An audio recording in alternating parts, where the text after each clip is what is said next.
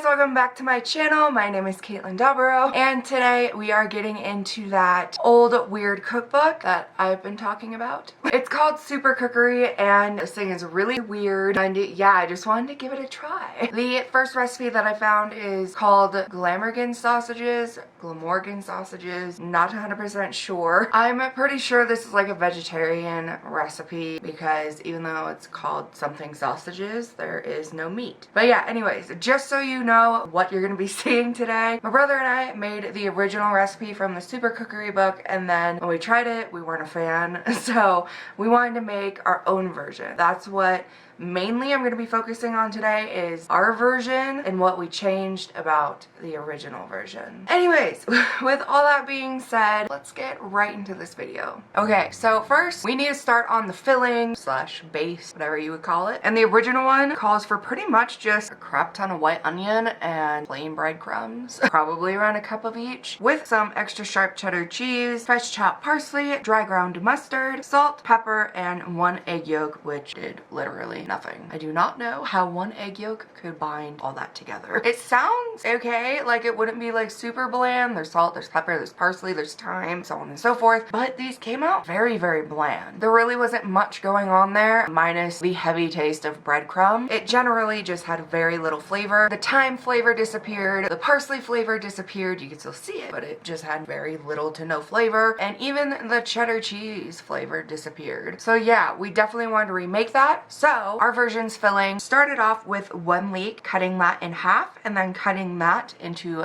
thin half moons. And I actually should have gotten 2 leeks because we ended up having to cut up 1/4 or 1/4 of an onion as well. But yeah, once those were all sliced and chopped up, we are sauteing those in some butter, salt, pepper, and a tiny bit of pre-minced jarred garlic on medium-high heat for about 5 minutes in total. We ended up cooking the white onion first for about 2 to 3 minutes. And then we tossed in the leeks and cooked those for, again, 2 to 3 minutes. So yeah, 5 minutes in total.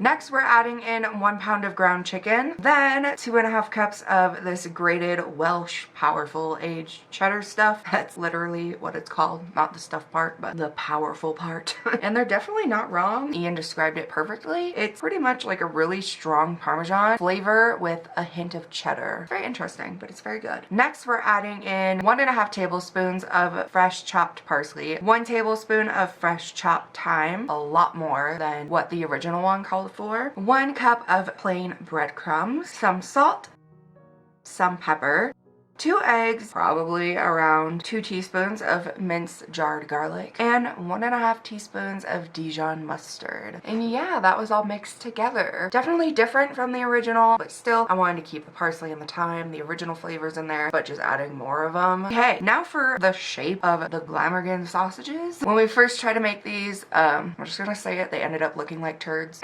They did not end up looking appealing, like at all. I'm guessing the shape is why they're called sausages. So for our redo batch, we definitely didn't want turd looking sausages. So we actually ended up flattening those out. We took a cookie sheet covered in parchment paper, baking paper, sprayed it with some Pam, added our meat mix, covered that with another parchment paper sheet, grabbed another cookie sheet, and pressed those guys flat. Not super flat, I'm sorry I don't have measurements, but they ended up looking this thick.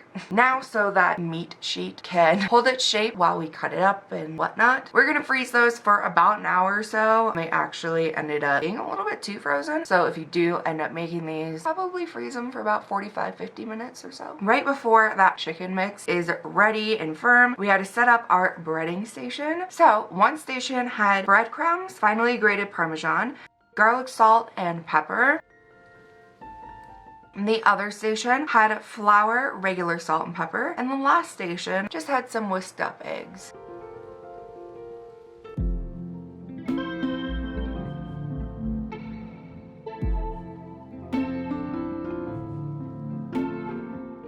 Now that that chicken is nice and frozen, we're cutting those up into about the same size as a rectangular hash brown, if you know what I mean, that sort of size. And then we're just gonna bread them. First we dipped a patty into the flour mix, just a nice light coating. Then we dip that into the egg, then the breadcrumb mix, and then we put that back onto another parchment covered cookie sheet while we coated up the rest of the chicken patties.